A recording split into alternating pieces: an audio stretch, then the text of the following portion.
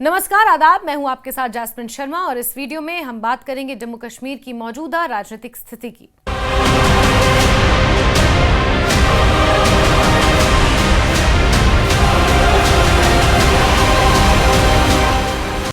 जम्मू कश्मीर की राजनीति एक बार फिर से गतिशील हो उठी है और इस बार केंद्र में है राज्यसभा चुनाव, जिसमें नेशनल कॉन्फ्रेंस ने शुक्रवार को अपने 3 उम्मीदवारों के नाम आधिकारिक रूप से घोषित कर दिए हैं, जबकि चौथी और अंतिम सीट को लेकर कांग्रेस से बातचीत लगातार जारी है।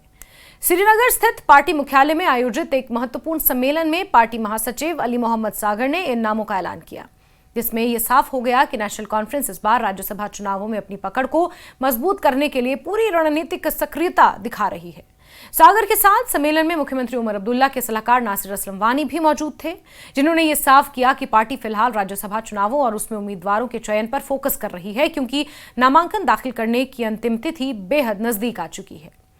इस बार जो नाम नेशनल कॉन्फ्रेंस ने घोषित किए हैं वो हैं चौधरी मोहम्मद रमजान, शमी ओबरॉय, जो मुख्यमंत्री उमर अब्दुल्ला के बेहद करीबी माने जाते हैं, और सज्जाद किचलू, जो कि एक बड़ा चेहरा है।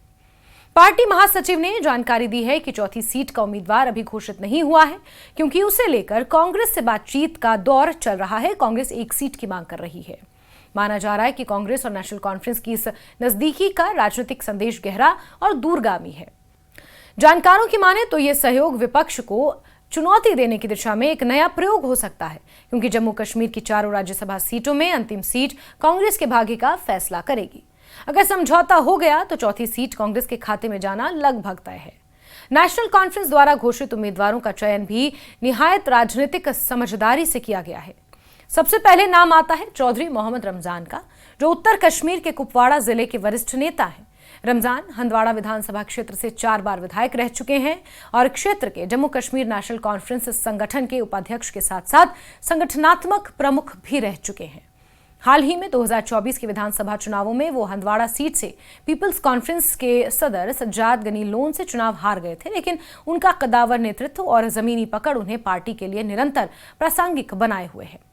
रमजान का राजनीतिक सफर गांव-गांव तक जुड़ाव और पार्टी में वर्षों के अनुभव का प्रतिनिधित्व करता है, जिससे साफ संकेत है कि नेशनल कॉन्फ्रेंस प्रदेश की अलग अलग आबादी को संतुलित प्रतिनिधित्व यानी कि प्रेजेंटेशन देना चाहती है। दूसरा नाम है शमी ओबरॉय का, जो पार्टी के कोषाध्यक्ष हैं और सिख समुदाय से आते हैं। ओबरॉय न केवल प्रमुख व्यापारी हैं, बल्कि रणनीतिक मामलों में भी पार्टी के लिए महत्वपूर्ण माने जाते हैं और मुख्यमंत्री उमर अब्दुल्ला के बेहद करीबी हैं। मार्च 2017 में उन्हें पार्टी का कोषाध्यक्ष नियुक्त किया गया था और तब से वो संगठन के राजस्व प्रबंधन और बाहरी संपर्कों में अपना योगदान देते आ रहे हैं। उनकी शख्सियत पार्टी को व्यापारिक और सिख समुदाय दोनों को मजबूती देने वाली है, जो जम्मू कश्मीर की विविध पहचान, धर्मनिरपेक्षता और धर्मनिरपेक्ष राजनीतिक दृष्टि को आगे ले जाती है। उनके नाम की घोषणा से साफ है कि नेशनल कॉन्फ्रेंस ने इस बार केवल कश्मीरी मुस्लिम स्वरूप नहीं, बल्कि क्षेत्रीय और धार्मिक संतुलन देने की कोशिश भी की है। तीसरे उम्मीदवार हैं सज्जाद अहमद किचलू, जो किश्तवाड़ से आते हैं और वरिष्ठ नेता हैं। किचलू किश्तवाड़ विधानसभा सीट से 2024 के हालिया चुनाव में बतौर नेशनल कॉन्फ्रेंस प्रत्याशी चुनाव लड़े, लेकिन बीजेपी की शगुन परिहार से 521 वोटों के बेहद छोटे अंतर से हार गए।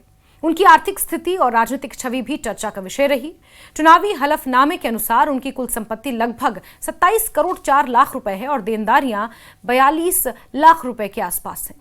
अगस्त 2013 में किश्तवाड़ में हुई सांप्रदायिक हिंसा के बाद, जब वो जम्मू कश्मीर के गृह राज्य मंत्री थे, उन्होंने जिम्मेदारी लेते हुए इस्तीफा दे दिया था। एक सरकारी अधिकारी को थप्पड़ मारने के एक मामले में भी उन पर आरोप लगे।